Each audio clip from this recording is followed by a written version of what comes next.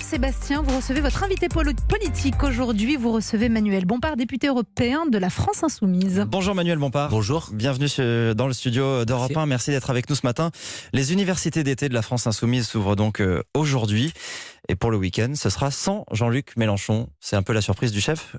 Comment vous comprenez ça ?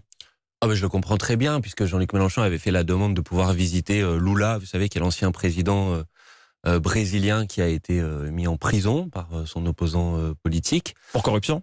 Alors ça, c'est les faits qui lui sont reprochés, mais il y a eu des révélations il n'y a pas très longtemps qui démontraient que celui qui est maintenant le ministre de la Justice de M. Bolsonaro au Brésil avait été impliqué dans cette affaire. Et les accusations qui sont reprochées à Lula sont très fortement contestées par Lula, qui depuis le début dit qu'il est totalement innocent. Et en réalité, de mon point de vue, il y a une instrumentalisation au Brésil de la justice à des fins politiques. Bref, Jean-Luc Mélenchon avait fait cette demande de pouvoir le rencontrer, et cette demande de rencontre a été acceptée, donc il a souhaité l'accepter, et je trouve que c'est très positif pour nous. Jean-Luc Mélenchon a pu voir le président mexicain pendant l'été, et puis là, il va voir l'ancien président brésilien. Ça démontre à ceux qui pensent que Jean-Luc Mélenchon était fini, que je crois qu'il a une stature internationale que personne ne peut contester. On peut quand même se poser la question si c'est pas un signal envoyé quand même de prendre un peu de champ, laisser un peu la main. Dans tous les cas, la France Insoumise est une force politique qui ne repose pas que sur Jean-Luc Mélenchon. Et c'est ça le message aussi ? Je pense qu'en tout cas, le fait qu'il ne puisse pas être là ce week-end va démontrer aussi qu'il y a à la France Insoumise une nouvelle génération, que Jean-Luc Mélenchon a d'ailleurs contribué à faire émerger, et qu'elle est tout à fait en capacité d'animer, de faire vivre ce mouvement qui, je crois, a toujours des raisons d'exister, toujours plus fortes pour la lutte contre les inégalités, la prise en compte du changement climatique, la nécessité de la rénovation démocratique du pays. Et voilà, ça c'est tous les combats et les sujets sur lesquels on va discuter ce week-end. Vous êtes toujours convaincu à 100% que Jean-Luc Mélenchon est le meilleur leader pour votre camp aujourd'hui encore ? En tout cas, je pense qu'il est celui qui a amené la France Insoumise à près de 20% des voix à l'élection présidentielle. Et il reste pour la France Insoumise une voix de référence. Alors après, il y a d'autres voix qui ont émergé, et je crois que tout ça est très positif, que plus on sera à être identifié dans la population pour porter ses idées. Là, on ne parle pas d'intérêt partidaire, c'est pas le sujet. La question, c'est de savoir est-ce qu'aujourd'hui, dans notre pays, c'est important qu'il y ait une force politique qui défende la prise en compte de l'impératif écologique, le fait qu'on lutte contre la pauvreté et qu'on partage mieux les richesses, le fait qu'on prenne en compte le fait que 50% des gens aujourd'hui ne votent pas aux élections européennes, que les gens se disent que de toute façon la politique ça sert à rien. Est-ce que c'est important qu'il y ait une force politique qui porte ces questions-là ? Moi je crois que oui, et Jean-Luc Mélenchon est une voix forte de la France Insoumise, et je crois que c'est positif pour la suite. Jean-Luc Mélenchon, donc, qui avait attiré 7 millions de votants au moment de la présidentielle. Pour les européennes, un peu plus d'1,4 million, 6% seulement des voix. C'est aussi l'un des gros sujets, j'imagine, de vos universités d'été. Comment le rebond est possible ? Oui, bien sûr. On a toujours dit, on a assumé le fait que ce résultat n'était pas à la hauteur de nos attentes. Mais je crois que le principal enseignement de ces élections européennes, c'est qu'il y a une personne sur deux aujourd'hui qui ne se reconnaît pas dans le système politique tel qu'il est aujourd'hui, et qui a l'impression finalement que la politique ne pourra pas changer sa vie.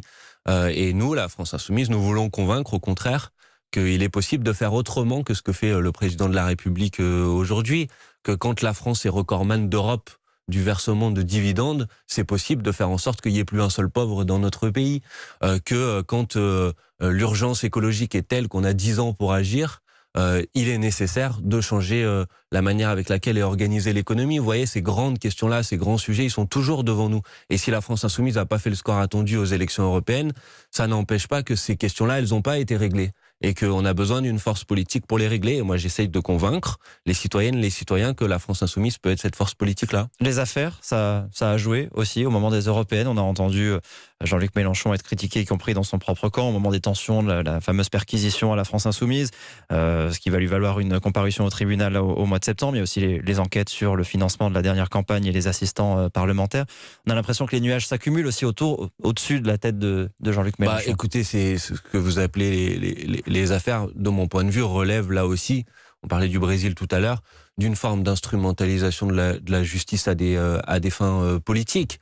Tout ce qui est reproché à la France Insoumise n'est sans fondement, et j'espère qu'on va pouvoir le démontrer dans les procédures qui arrivent. Nous, on a toujours collaboré avec la justice, on a donné tous les éléments qui avaient été demandé. Le jour de la perquisition, je suis pas sûr qu'on puisse dire ça. Nous l'avons fait. Vous savez, la perquisition s'est déroulée, mais là, vous avez dit vous-même qu'il y aura un procès pour l'attester et le démontrer. Mais je crois qu'on a été victime d'une persécution, d'un régime d'exception à l'égard de la France insoumise, sur lequel aucune autre force politique n'a été victime d'un tel déploiement de force. Et donc, sans doute que cette image-là ne nous a pas été favorable pour l'élection européenne. En tout cas, moi, j'espère que les citoyennes et les citoyens comprendront que c'est pas le problème de la France insoumise, c'est la question de la démocratie.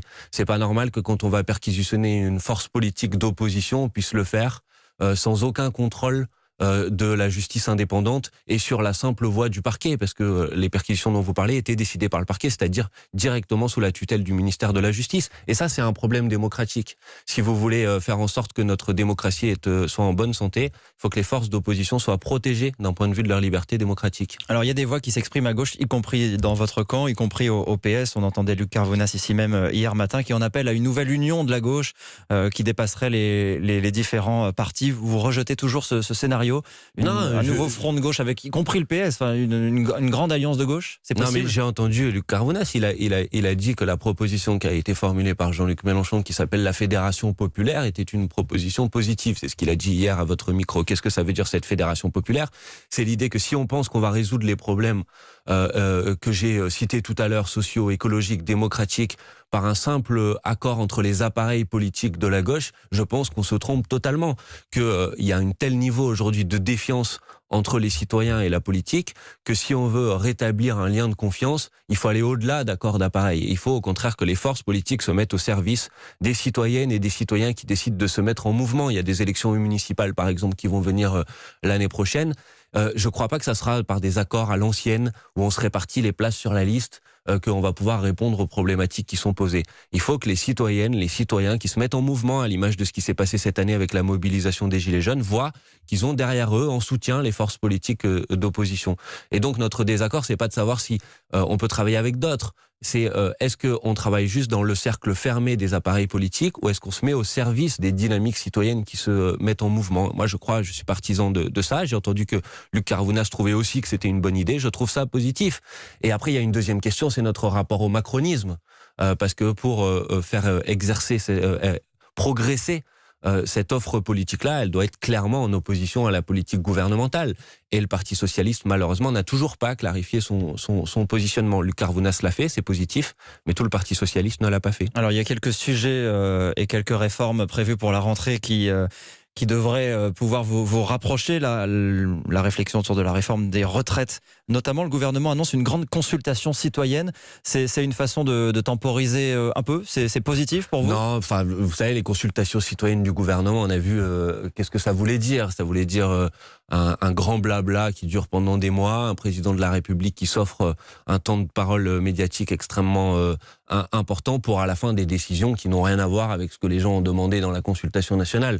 Donc je crois que tout ça n'est pas très sérieux. La réalité, c'est que... Vous pensez que derrière, la réforme est déjà écrite et que ça change rien? Bien sûr, elle est déjà écrite et en plus, elle est d'une mystification totale. Emmanuel Macron, c'est l'embrouilleur public numéro 1. C'est-à-dire, il vous dit non, l'âge légal de départ à la retraite, on va pas le modifier, mais on va mettre un âge pivot au-delà, en dessous duquel vous n'aurez pas l'ensemble de vos annuités. Donc tout ça n'est pas sérieux. En réalité, il veut reporter l'âge de départ à la retraite à 64 ans, c'est-à-dire davantage que l'espérance de vie en bonne santé dans notre pays, qui est à peu près de 63 ans et demi. Et je pense que ça, c'est une grave erreur.